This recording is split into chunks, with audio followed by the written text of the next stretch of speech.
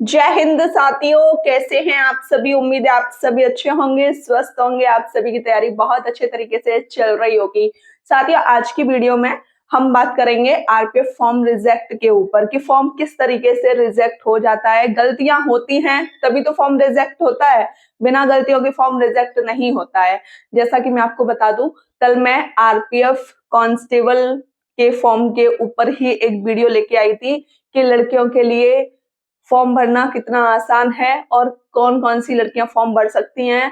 जिनकी भी क्वालिफिकेशन है, हाइट है, वो लड़कियां अपना अच्छे तरीके से फॉर्म फिल कर सकती हैं। मैंने फिजिकल के बारे में भी बताया था। आज की वीडियो में बहुत सारे ऐसे पॉइंट्स हैं जिनके ऊपर हम डिस्कस करेंगे, मोस्ट इम्पॉर्टेंट हैं, करने की कोशिश करते हैं। जैसा कि आप देख पा रहे हैं, सबसे पहले तो मैं इसको क्लैरिफाई करूंगी, आरपीएफ में फॉर्म रिजेक्ट होने का जो कारण है वो क्या है। ठीक है, जैसा कि मैं आपको बता दूं, जब हम किसी भी फॉर्म को भरने जाते हैं तो उसमें डॉक्यूमेंट सही होना बहुत जरूरी है। ये आपको पता है, कांस्टेबल 10th से मांगा गया है, मैट्रिक से मांगा गया है, तो 10वीं की आपकी मार्कशीट होना बहुत जरूरी है, वो भी सही तरीके से। और दूसरी बात, फोटो की बात करूं, फोटो आपका व्हाइट बैकग्राउंड पर होना चाहिए। अदरवाइज जैसे आपके होते हैं नीले, पीले, गुलाबी, ऐसे बैकग्राउंड पर फोटो होते हैं तो फॉर्म रिजेक्ट होने के चांसेस बहुत ज्यादा बन जाते हैं। ठीक है, दूसरी बात आती है सिग्नेचर की। सिग्नेचर आपके बिल्कुल वैसे ही होने चाहिए जैसे आप करते आ रहे हैं, ऐसा नहीं दूसरे डॉक्यूमेंट्स में कुछ और है और इस वाले फॉर्म में आपने अलग ही सिग्नेचर कर दिया है। ये दो कंडीशन ऐसी हैं जिनमें आपके फॉर्म रिजेक्ट होने के चांसेस बहुत ज्यादा रहते हैं। फोटो की बात करूं, जब भी आप व्हाइट बैकग्राउंड पे फोटो खिंचवाते हैं तो उसमें कैप मत लगाइएगा, चश्मा मत लगाइएगा। और जो स्वापी होती है ना, कुछ लोग स्वापी का पता नहीं क्या पगड़ी सी बांध लेते हैं, ऐसे फोटो से आप बिल्कुल दूर रहिए। जैसे व्हाइट बैकग्राउंड है तो सादा सिंपल इस तरीके से फोटो आप खिंचवा लीजिए। ठीक है, ये कंडीशन आप समझ गए। फोटो आपको सही रखना है, सिग्नेचर सही रखना है, डॉक्यूमेंट्स आपको सही रखने हैं। सिलेक्शन प्रोसेस, सबसे पहले इसमें सीबीटी एग्जाम होता है, इसको हम बोलते हैं कंप्यूटर बेस्ड टेस्ट।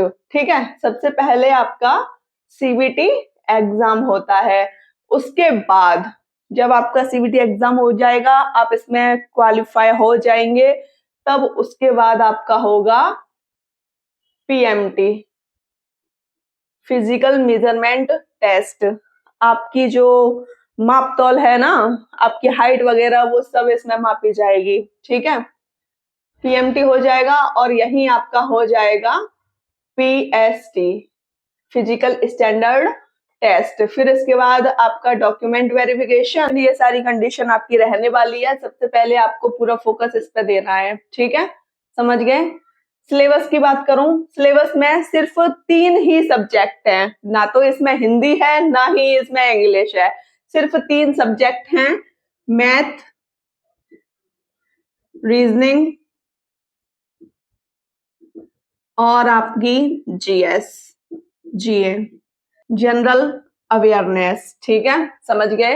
मैथ के आपके क्वेश्चन आएंगे 35, एक क्वेश्चन 1 नंबर का है तो 35 मार्क्स, अंक। ठीक है, रीजनिंग के 35 क्वेश्चन, एक क्वेश्चन 1 अंक का है तो 35 अंक।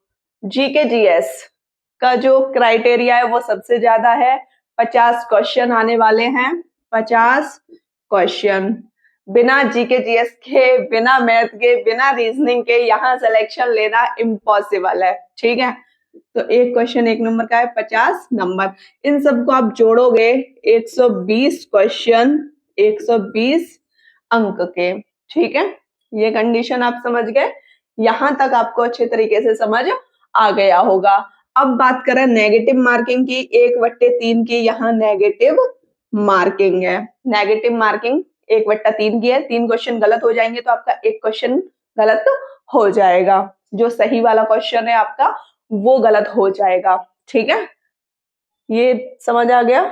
अब आप ये देख लीजिए कि आपको समय कितना दिया जाएगा। 90 मिनट का आपको समय दिया जाएगा, 1 घंटा 30 मिनट का आपको समय दिया जाएगा। जीएस के जो मोस्ट इम्पॉर्टेंट टॉपिक हैं उनको मुझे लिखना पड़ेगा, ठीक है। तो मैं लिख देती हूँ आप सभी के सामने।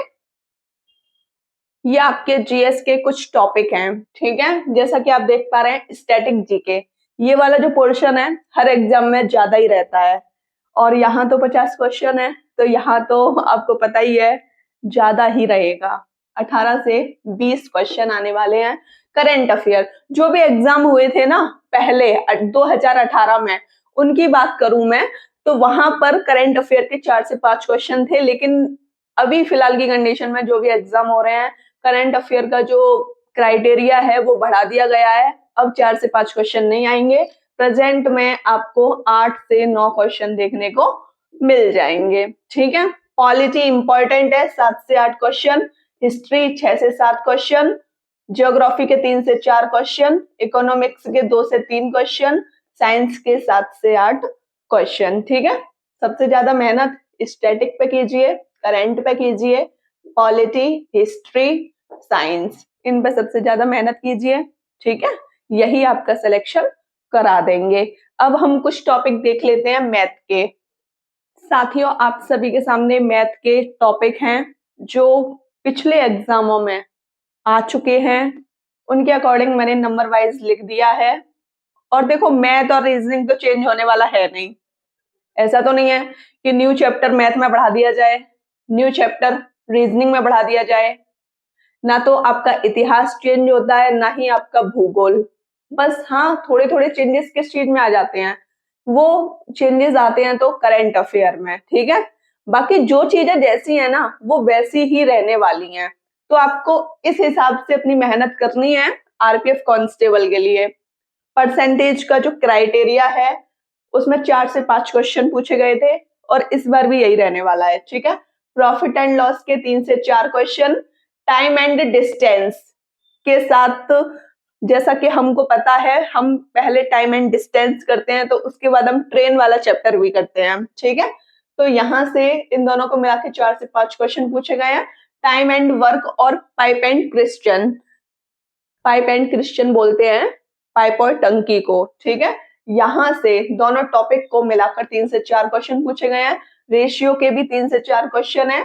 SI simple interest, CI compound interest, दोनों के 3 से 4 क्वेश्चन पूछे गए हैं। एवरेज के 3 से 4 क्वेश्चन पूछे गए हैं। सिंप्लीफिकेशन के 3 से 4 क्वेश्चन पूछे गए हैं। डीआई, डीआई की बात करें, जो ग्राफ वाले क्वेश्चन होते हैं ना उन्हीं को हम डीआई बोलते हैं। 4 से 5 क्वेश्चन, एलसीएम एचसीएफ के 1 से 2 क्वेश्चन, एलिगेशन के 1 से 2 क्वेश्चन, एज का 1 क्वेश्चन, नंबर सिस्टम के 4 से 5 क्वेश्चन, बहुत पूछता है नंबर सिस्टम से, ठीक है।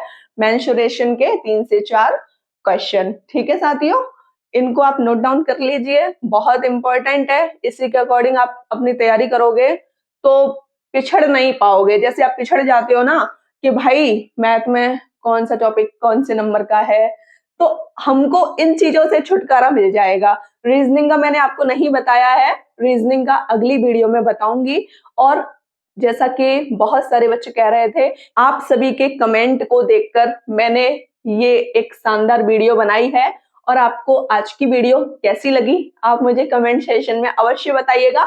जो भी डाउट्स आपके मन में है कमेंट सेशन में लिखिए, मैं पूरी कोशिश करूंगी उनको सॉल्व करने की। वीडियो अच्छी लगे तो चैनल को सब्सक्राइब कीजिएगा, लाइक कीजिएगा, शेयर कीजिएगा। जय हिंद साथियों।